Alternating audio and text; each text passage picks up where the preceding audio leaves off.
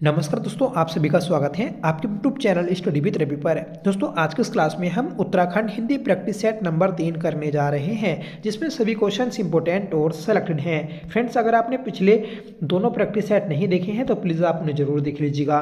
ये जो हमारे प्रैक्टिस सेट हैं ये नए फॉर्मेट पर आधारित है। जिस प्रकार से आयोग आजकल प्रश्न पूछ रहा है उसी फॉर्मेट पर दोस्तों हमने अपने इन प्रैक्टिस सेट को तैयार किया है। साथ ही साथ दोस्तों हमने कुमाऊनी गढ़वाली, शब्दावली, लोकोक्ति और मुहावरे आदि को भी शामिल किया है, जिससे आपका ये पूरा पोर्शन अच्छे से कवर हो जाए। जो आपका आने वाला री एग्जाम है तो उसके पॉइंट ऑफ व्यू से तो दोस्तों ये सीरीज आपकी मोस्ट इंपॉर्टेंट है। इसलिए आपसे रिक्वेस्ट है कि प्लीज़ आप हर एक प्रैक्टिस सेट को जरूर देखिएगा और लास्ट में अपना स्कोर जरूर शेयर करिएगा। ठीक है, तो चलिए शुरू कर लेते हैं आज की अपनी इस क्लास को, जिसका पहला क्वेश्चन है, बताइएगा पानी पीकर जात पूछना का अर्थ है। देखिए, पानी पीकर जात पूछना, इसका अर्थ है कि काम निकलने के बाद सोचना। ऑप्शन डी आपका करेक्ट हो जाएगा। ठीक है, मतलब आपने पहले पानी पी लिया और फिर उसके बाद दोस्तों आप जात पूछ रहे हैं। ठीक है, तो ऑप्शन डी आपका करेक्ट हो जाएगा, याद रखिएगा। आगे बढ़ेंगे, बताना है कहावत शब्द में प्रयुक्त प्रत्यय है। देखिए, कहावत शब्द में जो प्रयुक्त आपका प्रत्यय है तो ये है दोस्तों आपका आवत। इसे हम तोड़ेंगे कह प्लस आवत। ठीक है, तो ये हो जाएगा कहावत। ठीक है, तो ऑप्शन सी आपका करेक्ट है। जो आपके प्रत्यय होते हैं ये दोस्तों शब्दों के अंत में लगते हैं। ठीक है, शब्दों के बाद में लगते हैं, जो आपका मूल अंश होता है उसके बाद में लगते हैं। ठीक है, और प्रत्यय ये दोस्तों आपके दो प्रकार के होते हैं, तद्धित और कृदित। ठीक है, तद्धित और कृदित जो प्रत्यय होते हैं ये दोस्तों आपकी क्रियाओं से बने होते हैं। ठीक है, आगे बढ़ेंगे, बताइएगा निम्न में से कौन सी रचना रणवीर सिंह बिष्ट की नहीं है। देखिए, रणवीर सिंह बिष्ट की जो रचना नहीं है तो वह दोस्तों है आपकी option D, my encounter with my model. ये जो आपकी रचना है ये रचना है दोस्तों आपकी अवतार सिंह पवार की, जो कि टिहरी के निवासी हैं। ठीक है, रणवीर सिंह बिष्ट, इनके दोस्तों पहाड़ी घसियारे, पहाड़ी लोक नृत्य, मकबरा व अंतिम यात्रा, ये तीनों रचनाएं हैं। ठीक है, याद रखिएगा। रणवीर सिंह बिष्ट की हम बात करेंगे तो दोस्तों ये अपने आप में महत्वपूर्ण है। ठीक है, इन्हें भी हम देखेंगे। उससे पहले दोस्तों हम अवतार सिंह पवार जो कि टिहरी के निवासी हैं और ये दोस्तों मूर्ति कला में प्रसिद्ध हैं। ठीक है, इन्होंने दोस्तों मूर्ति कला में अंतर्राष्ट्रीय ख्याति भी प्राप्त की है। इनकी प्रसिद्ध जो रचनाएं हैं तो वह दोस्तों my encounter with my model, ठीक है, और Bengal school of the painting, the dog एवं the vanishing landscape of Garhwal, ये सभी दोस्तों आपकी अवतार सिंह पवार की हैं जो कि मूर्ति कलाकार हैं। ठीक है, अब देखिए जो हमारा आंसर था रणवीर सिंह बिष्ट की रचनाओं में, तो रणवीर सिंह बिष्ट ये दोस्तों आपके लैंसडाउन के निवासी हैं, जो कि एक प्रसिद्ध चित्रकार हैं जिन्हें 1991 ईस्वी में पद्मश्री पुरस्कार से सम्मानित किया गया था। ठीक है, इनके चित्र दोस्तों पहाड़ी घसियारे, पहाड़ी लोक नृत्य, मकबरा व दोस्तों अंतिम यात्रा आदि हैं। रणवीर सिंह बिष्ट कला के क्षेत्र में पद्मश्री पाने वाले राज्य के प्रथम व्यक्ति हैं। ठीक है, याद रखिएगा, महत्वपूर्ण है। आगे बढ़ेंगे, बताइएगा कि प्रसिद्ध गढ़वाली नाटक अर्धग्रामेश्वर के नाटककार कौन हैं। देखिए, प्रसिद्ध गढ़वाली नाटक है आपका अर्धग्रामेश्वर। इस नाटक के जो नाटककार हैं तो वह है दोस्तों आपके राजेंद्र धस्माना। ऑप्शन डी आपका सही हो जाएगा। ठीक है,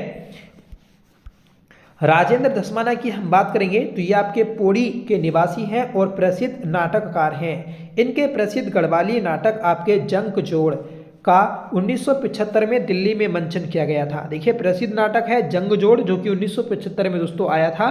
ठीक है, और इनका दूसरा प्रसिद्ध नाटक है दोस्तों आपका अर्धग्रामेश्वर। ठीक है, मनोहर श्याम जोशी ये दोस्तों आपके मोस्ट इंपॉर्टेंट हैं। मनोहर श्याम जोशी के बारे में हम पूरा अच्छे से विस्तार करेंगे। ठीक है, क्योंकि यहाँ से प्रश्न दोस्तों काफ़ी ज़्यादा पूछे जाते हैं। मनोहर श्याम जोशी, इनका जन्म 1933 ईस्वी में अजमेर में हुआ था। ठीक है, और ये मूल रूप से अल्मोड़ा के निवासी थे। ठीक है, 1982 ईस्वी में दूरदर्शन पर आने वाला प्रथम नाटक हम लोग धारावाहिक को मनोहर श्याम जोशी ने लिखा था। देखिए हम लोग जो नाटक है ये आपका मनोहर श्याम जोशी के द्वारा ही लिखा गया था, जो कि 1982 में दूरदर्शन पर आया था। ठीक है, मनोहर श्याम जोशी को क्या उपन्यास के लिए 2005 में साहित्य अकादमी पुरस्कार मिला था। जोशी जी ने हिंदी फिल्म पापा कहते हैं की कहानी लिखी है। ठीक है, तो 2005 में दोस्तों मनोहर श्याम जोशी को क्या उपन्यास के लिए साहित्य अकादमी पुरस्कार दिया गया था। ठीक है, मनोहर श्याम जोशी के द्वारा लिखित उपन्यास कुरु कुरु स्वाहा, क्याप और कसप, कौन हूँ मैं, उत्तराधिकारिणी आदि हैं। मनोहर श्याम जोशी के द्वारा लिखित धारावाहिक मुंगेरी लाल के हसीन सपने, बुनियाद आदि, हमराही, भैया जी कहिन, क्याप व कशक, कसप जोशी जी की प्रसिद्ध कुमाऊनी उपन्यास हैं। तो ये सभी दोस्तों आपके मनोहर श्याम जोशी जी के उपन्यास थे और यहाँ से दोस्तों काफ़ी बार प्रश्न बना है।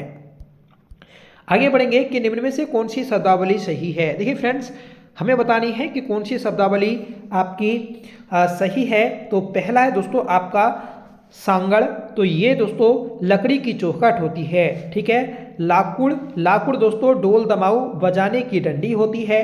ठीक है, कोशड़ी, ये दोस्तों नमक रखने का कास्ट होता है। ठीक है, जिसमें दोस्तों हम नमक को रखते हैं तो उसे कोशड़ी बोलते हैं।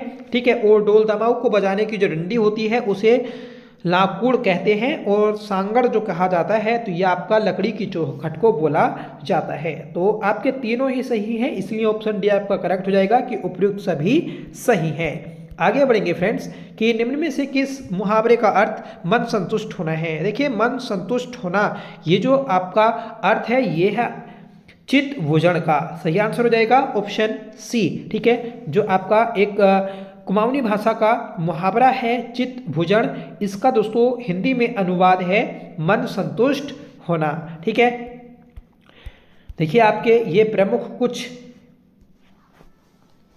मुहावरे हैं, इन्हें देख लेते हैं। देखिए ऊंची कोठड़ मतलब ऊंची हाँकना। ठीक है, क्याप सुकड़ मतलब तनाव में आना। चित्त भूषण मतलब मन संतुष्ट होना। उकाब हुलार, उकाब हुलार का मतलब होता है दोस्तों समय का बदलते रहना। ठीक है, तो ये दोस्तों आपके महत्वपूर्ण मुहावरे हैं, याद रखिएगा क्योंकि बार बार ऐसे ही प्रश्न आपके एग्जाम में बन रहे हैं। अगला प्रश्न है कि कुमाऊनी कहावत सोन मरी सासू भादो आए आंसू।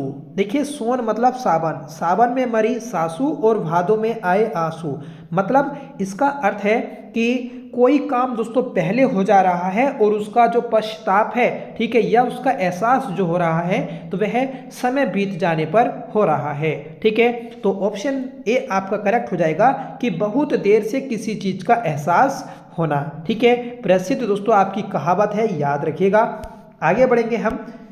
8वां प्रश्न है कि निम्न में से कौन सा युग्म सही नहीं है। देखिए सही युग्म नहीं है तो वह आपका देखते हैं। देखिए पहला है कि पुलबे, पुलबे मतलब प्रशंसा, चुईचाट मतलब चहचाहट, और दोस्तों पपथलू मतलब चिड़िया। ठीक है, पपथलू दोस्तों बोला जाता है चिड़िया को, चुईचाट मतलब दोस्तों चहचाहट को कहा जाता है, पुलबे दोस्तों प्रशंसा को बोला जाता है। ठीक है, और जो दोस्तों उमलेड़ू है तो ये उमलेड़ू आपका गुस्सा होना नहीं होता, ये आपका उत्साहित होना होता है। इसलिए इस क्वेश्चन का सही आंसर हो जाएगा ऑप्शन डी। हमसे पूछा था कि कौन सा युग्म सही नहीं है। आगे बढ़ेंगे, बताइएगा कि हाड़ौती बोली है। देखिए फ्रेंड्स हाड़ौती बोली, तो देखिए यहाँ पर हमें चारों ऑप्शन आपके राजस्थान के दिए हैं। ठीक है, तो हम पहले ये देखेंगे कि जो आपका राजस्थानी उपभाषा है तो इसके 4 भाग हैं, मतलब 4 बोलियां आती हैं उपभाषा में। ठीक है, और ये राजस्थान के चारों कोनों पर बोली जाती हैं। 4 कोने मतलब जो आपका पूर्वी भाग है राजस्थान का उसमें जयपुरी बोला जाता है। ठीक है दोस्तों, पश्चिमी क्षेत्र में देखिए ये होगा आपका पूर्वी क्षेत्र, तो यहाँ पर आपकी जयपुरी, पश्चिमी क्षेत्र में दोस्तों मारवाड़ी। ठीक है, और उत्तर में दोस्तों मालवी, मेवाती, मेवाती। ठीक है, मेवाती आती है, और दोस्तों आपके दक्षिण में मालवी। तो ये दोस्तों आपकी राजस्थानी उपभाषा की 4 बोलियां हैं जो राजस्थान के चारों कोनों या फिर चारों दिशाओं में बोली जाती हैं। ठीक है, हमसे पूछा है हाड़ौती, तो हाड़ौती दोस्तों आपकी पूर्वी राजस्थानी मतलब जयपुरी को बोला जाता है। तो ऑप्शन ए आपका करेक्ट हो जाएगा। ठीक है, आगे बढ़ेंगे फ्रेंड्स। बताइएगा कि जो शीघ्र ही किसी बात या युक्ति को सोच ले उसे कहेंगे। देखिए, ऐसा कोई व्यक्ति जो शीघ्र किसी बात या फिर किसी युक्ति को सोच लेता है उसे दोस्तों आपका प्रत्युत्पन्नमति बोला जाता है। मतलब ऑप्शन डी आपका सही हो जाएगा। देखिए, ये आपका अनेक शब्दों के लिए एक शब्द से प्रश्न है। हमने अपने प्रैक्टिस सेट में लगभग सभी टॉपिक से प्रश्न शामिल करने की कोशिश की है। अगर जो टॉपिक छूट जाता है उसे दोस्तों हम नेक्स्ट पार्ट में शामिल करते हैं। इसी प्रकार से आपका पूरा हिंदी का रिवीजन हो जाएगा। देखिए, हिंदी में अगर आप अच्छे मार्क्स लेकर हैं तो आपका सिलेक्शन लेना बहुत आसान हो जाता है। आप ये टारगेट बनाकर चलिएगा कि 15 प्लस मार्क्स दोस्तों हमें हिंदी में स्कोर करने ही हैं। ठीक है, तो तभी दोस्तों आपको काफ़ी बेनिफिट मिलेगा मेरिट लिस्ट में। तो अगला प्रश्न देखते हैं हम कि 3 बेर खाती थी वे 3 बेर खाती थी। देखिए, यहाँ पर 2 शब्द हमें देखने को मिले हैं, वेर और बेर। ठीक है, तो मतलब एक शब्द है जो कि 2 बार आया है इस मुहावरे में, सॉरी इस अलंकार में। ठीक है, तो वेर बेर। अब देखिए, एक बार है कि 3 बेर खाती है, मतलब ये बेर जो है ये आपका फल वाला बेर है। ठीक है, फिर बोला है कि 3 बेर खाती है, मतलब कि जो 3 बेर है उन्हें 3 बार में, मतलब 3 रिपीटेशन में उसको खाती है। ठीक है, तो ये आपका होगा। और ऐसा जो दोस्तों होता है कि मतलब जिस मुहावरे में किसी एक शब्द के अनेक अर्थ निकले तो उसे दोस्तों यमक अलंकार कहते हैं। ऑप्शन डी आपका सही हो जाएगा। सलेश, तो सलेश में दोस्तों आपका राम श्याम घनश्याम। ठीक है, और इसमें एक और आता है, इसकी जो विशेषता है कि कोई एक शब्द दोस्तों आएगा और उसके अनेक अर्थ निकलेंगे। ठीक है, तो ये होता है आपका सलेश अलंकार। अनुप्रास में तो दोस्तों आपकी वर्णों या फिर व्यंजनों की आवृत्ति होती है, चाहे वह अंत में हो सकती है, मध्य में या फिर दोस्तों स्टार्टिंग में। ठीक है, अनुयुक्ति, अनुयुक्ति अलंकार में मतलब होता है दोस्तों आपका किसी अन्य की उक्ति करना। ठीक है, यमक अलंकार, तो यमक अलंकार अभी आपको बताया कि ऐसा अलंकार जिसमें दोस्तों एक ही शब्द अनेक बार आए और उसके हर बार अर्थ अलग अलग हो। ठीक है, तो ये होता है आपका यमक अलंकार। नेक्स्ट क्वेश्चन है कि मुझसे हंसा नहीं जाता। देखिए फ्रेंड्स, मुझसे हंसा नहीं जाता, इस वाक्य में हमें वाच्य बताना है। देखिए, वाच्य महत्वपूर्ण है, छोटा सा टॉपिक होता है। ठीक है, और यहाँ से प्रश्न बनता ही है। तो मुझसे हंसा नहीं जाता, इसमें दोस्तों जो आपका वाच्य है तो ये है दोस्तों आपका भाव वाच्य। मैं अपने दोस्तों इस सेंटेंस को बोलकर अपनी फीलिंग बता रहा हूँ। ठीक है, तो आपका भाववाचक हो जाएगा ऑप्शन डी। ठीक है, देखिए, जो आपके वाच्य होते हैं ये 3 प्रकार के होते हैं, एक कृतवाच्य, कर्मवाच्य और भाववाच्य। आखिर होते क्या है दोस्तों आपके ये वाच्य? तो वाच्य दोस्तों क्रिया के जिस रूप से यह ज्ञात हो कि वाक्य में कर्ता, कर्म और भाव में से किसी की प्रधानता हो। ठीक है, तो वह आपका वाच्य कहलाएगा। और इसमें दोस्तों कर्ता, कर्म और भाव के अनुसार ही क्रिया के लिंग, वचन और पुरुष का प्रयोग किया जाता है। ठीक है, और अभी हमने देखा कि जो वाच्य है तो ये 3 प्रकार के होते हैं, कृतवाच्य, कर्मवाच्य और भाववाच्य। जिस वाच्य में दोस्तों कृत मतलब कर्ता की प्रधानता हो उसे कृतवाच्य कहते हैं। जिस वाक्य में दोस्तों आपकी कर्म की प्रधानता हो तो वह आपका कर्मवाच्य होता है, और जिसमें दोस्तों भाव की प्रधानता होती है तो वह आपका भाववाच्य होता है। ठीक है, तो इस प्रकार से आप इसे याद रखिएगा, महत्वपूर्ण है। ठीक है, देखिए, इसके अलावा एक और क्वेश्चन बनता है कि कृतवाच्य जो है इसमें कैसी क्रियाएं आती हैं। तो इसमें दोस्तों आपकी अकर्मक और सकर्मक, ठीक है, कृतवाच्य में अकर्मक और सकर्मक क्रियाएं आती हैं। ठीक है, कर्मवाच्य में सिर्फ सकर्मक क्रिया आएगी और भाववाच्य में दोस्तों अकर्मक क्रिया आएगी। इसमें दोस्तों सकर्मक और अकर्मक दोनों आती हैं, इसमें सिर्फ सकर्मक आती है, इसमें सिर्फ अकर्मक आती है। ठीक है, इस प्रकार से आप इसे याद रखिएगा, महत्वपूर्ण है। आगे बढ़ेंगे कि राजा भिक्षुक को दान देता है। देखिए, राजा भिक्षुक को दान देता है, वाक्य में कौन सा कारक है? देखिए, कारक जिन्हें प्रसर्ग भी बोला जाता है, तो इसमें दोस्तों आपका कौन सा कारक है ये हमें बताना है। तो इसमें होगा आपका संप्रदान कारक, ऑप्शन डी करेक्ट हो जाएगा। ठीक है, देखिए कारक यहाँ से प्रश्न आपका बनता ही है, इसलिए आपको कारक अच्छे से आने चाहिए। ठीक है, तो हम दोस्तों कारक को देख लेते हैं एक बार। कारक की परिभाषा होती है कि संज्ञा या सर्वनाम का वह रूप जिसके द्वारा उस वाक्य का अन्य शब्दों के साथ उसके संबंध का बोध हो। ठीक है, मतलब जो आपके कारक होते हैं तो ये दोस्तों वाक्यों के अन्य शब्दों को जोड़ने का कार्य करते हैं। ठीक है, जैसे राम के पास 2 कलम हैं।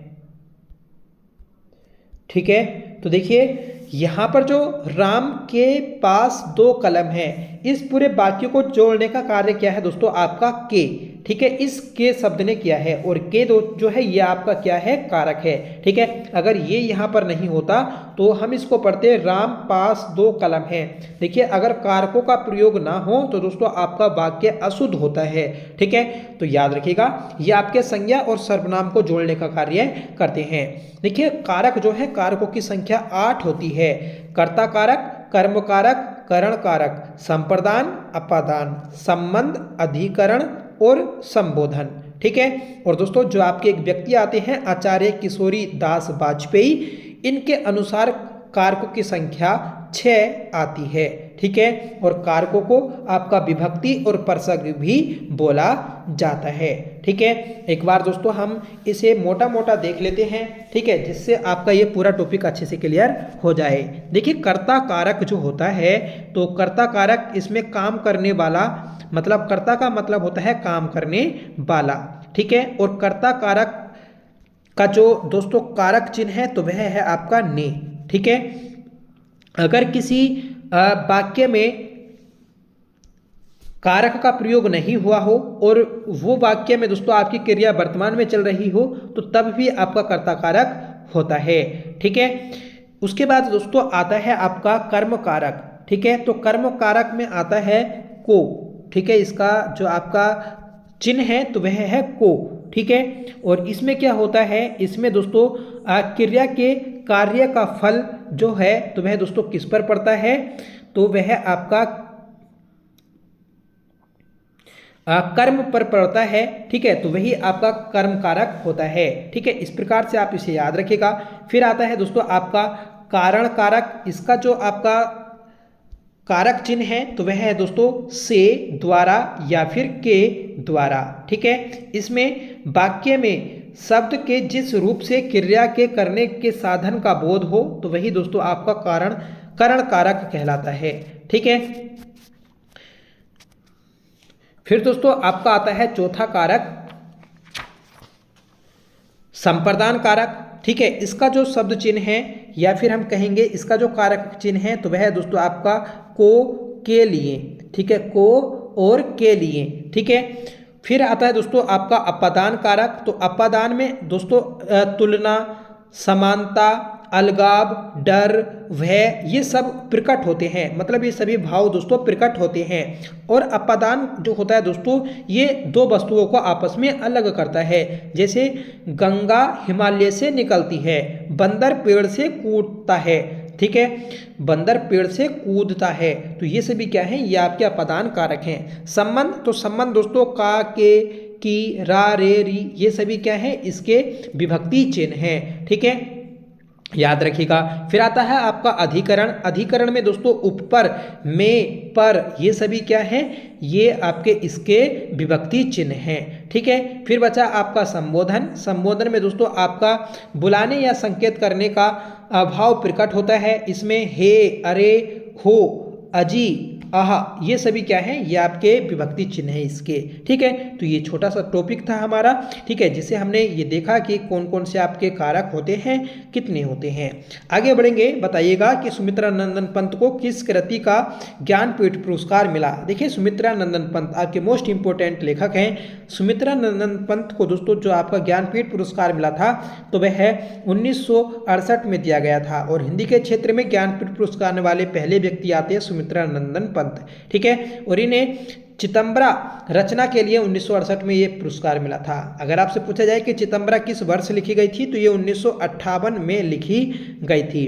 फिर आता है दोस्तों आपका लोकायतन। तो लोकायतन जो ये रचना है, इस रचना के लिए 1964 में सोवियत लैंड नेहरू पुरस्कार भी दिया गया है। ठीक है। और दोस्तों सुमित्रा नंदन पंत को 1960 में साहित्य अकेडमी पुरस्कार भी दिया गया था। 1960 में इन्हें साहित्य अकेडमी पुरस्कार जो दिया गया था, ये फ्रेंड्स आपका कला एवं बूढ़ा चांद के लिए दिया गया था। इनकी दोस्तों प्रमुख रचनाएं भी आती हैं। देखिए उससे पहले याद रखेगा कि इन्हें पद्मश्री भी मिला था, और कब मिला था? 1961 में। ठीक है। तो 3 डेटें पढ़ी हमने, एक 1968, 60 और 61। 1960 में साहित्य अकेडमी, 1961 में पद्मश्री और 1968 में दोस्तों आपका ज्ञानपीठ पुरस्कार दिया गया था। ठीक है। इनकी अन्य रचनाएं हैं उच्छ्वास, ग्रंथि, वीणा, पल्लव एवं गुंजन। ठीक है। और युगांत, युगवाड़ी और दोस्तों किराम्या, ये सभी इन्हीं की रचनाएं हैं। ठीक है। उत्तरा, कला एवं बूढ़ा चांद, अंतिमा, लोकायतन और चितंबरा, ये इनकी क्या हैं? ये इनकी मानवतावादी रचनाएं हैं। ठीक है। तो याद रखिएगा, मोस्ट इंपोर्टेंट हैं। और इनके ऊपर दोस्तों 2015 में डाक टिकट भी जारी किया गया।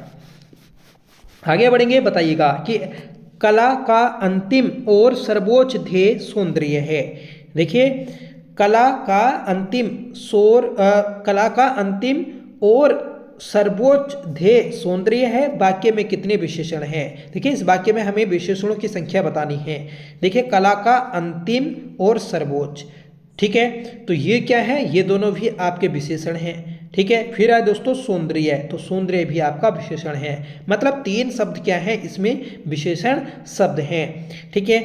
एक बार व्याख्या देख लेते हैं कि अंतिम का ध्येय मतलब संज्ञा की विशेषता बता रहा है। सर्वोच्च यह ध्येय की एक और विशेषता बता रहा है। सौंदर्य यह एक भाववाचक संज्ञा है जो गुण को दर्शाता है, और यहाँ ध्येय की विशेषता बता रहा है, इसलिए यह भी एक विशेषण है। ठीक है। तो सौंदर्य भी आपका विशेषण हो जाएगा।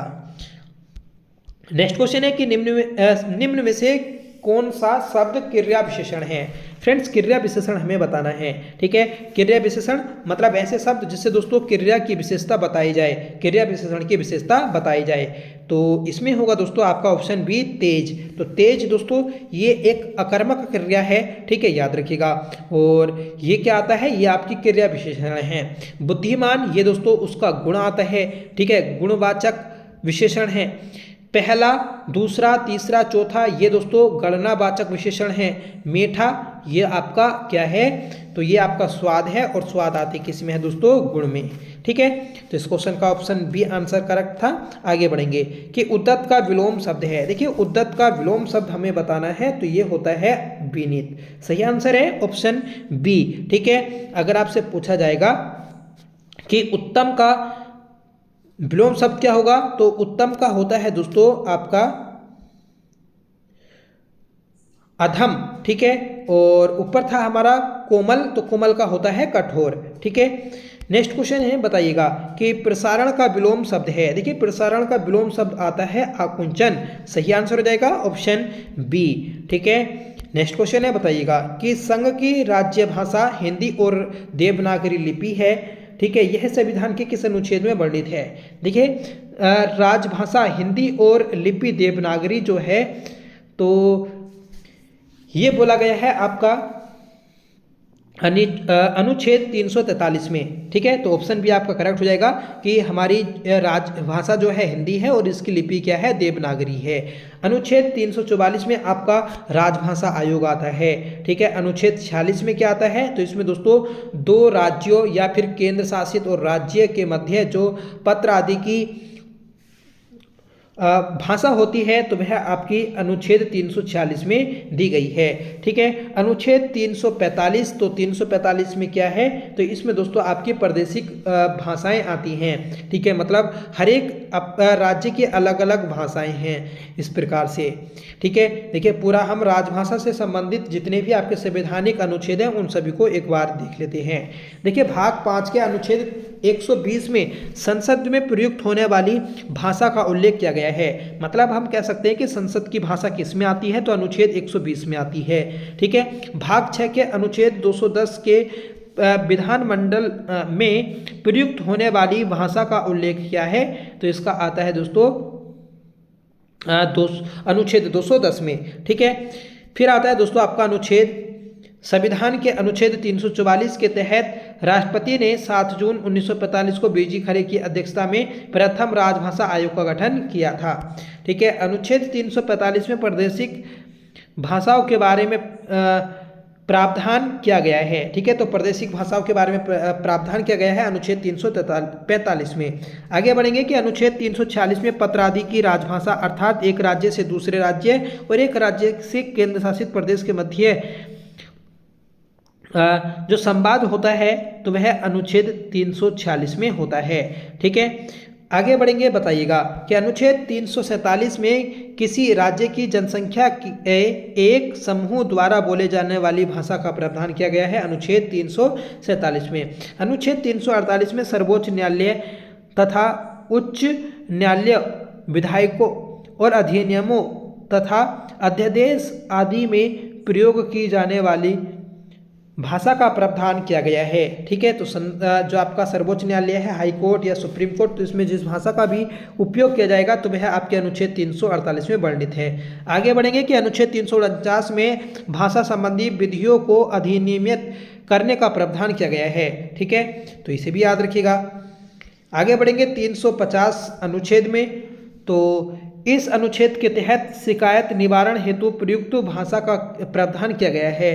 अतः अनुच्छेद 350 के ए में प्राथमिक स्तर पर मातृभाषा में शिक्षण से संबंधित प्रावधान है। तो किसमें है, अनुच्छेद 350 के ए में।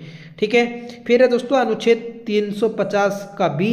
ठीक है, इसमें भाषाई अल्पसंख्यकों वर्ग के लिए विशेष प्राधिकारी का उल्लेख है। ठीक है, अनुच्छेद 351 में हिंदी भाषा के विकास के निर्देश दिए गए हैं। ठीक है, अनुच्छेद 351 में क्या था, तो हिंदी भाषा के विकास के निर्देश। नेक्स्ट क्वेश्चन है कि शिक्षक छात्र को हिंदी पढ़ाते हैं, इस वाक्य में किस प्रकार की क्रिया है। देखिए, जो शिक्षक हैं तो वह छात्र को हिंदी पढ़ाते हैं, तो इसमें क्या है, ये आपके द्विकर्मिक क्रिया होगी। ठीक है, तो इसलिए ऑप्शन डी आपका करेक्ट हो जाएगा कि द्विकर्मिक जो है तो ये आपकी क्रिया है इस वाक्य में। ठीक है, अब देखिए कैसे होगा, इसे एक बार और देख लें हम अच्छे से कि सकर्मक क्रिया जो होती है दो प्रकार की होती है, एक तो अकर्मक, एक होता है द्विकर्मक। ठीक है, जो अकर्मक क्रिया होती है तो इसमें केवल एक ही कर्म होता है। ठीक है, सरल शब्दों में कहा जाए तो जिस वाक्य में क्रिया के साथ उसका एक ही कर्म हो उसे एकर्मिक क्रिया कहते हैं। ठीक है, द्विकर्मिक अर्थात दो कर्मों से युक्त और सकर्मक क्रियाएं, तो ये दो कर्म वाली होती हैं, उन्हें द्विकर्मिक क्रिया कहते हैं। ठीक है, जैसे अरविंद ने निरंजन को पुस्तक दी। ठीक है, तो ये कैसी हो गई, द्विकर्मिक क्रिया हो गई। ठीक है, आगे बढ़ेंगे कि जहां दो या दो से अधिक धातुओं क्रियाओं का प्रयोग साथ साथ किया जाए वहां क्रिया के इस रूप को संयुक्त कहते हैं। ठीक है, संयुक्त क्रिया क्या होती है, जहां दो या दो से अधिक धातुओं या फिर क्रियाओं का प्रयोग किया जाता है। ठीक है, जैसे वह खा चुका है, तो ये क्या होगी, ये आपकी संयुक्त क्रिया होगी।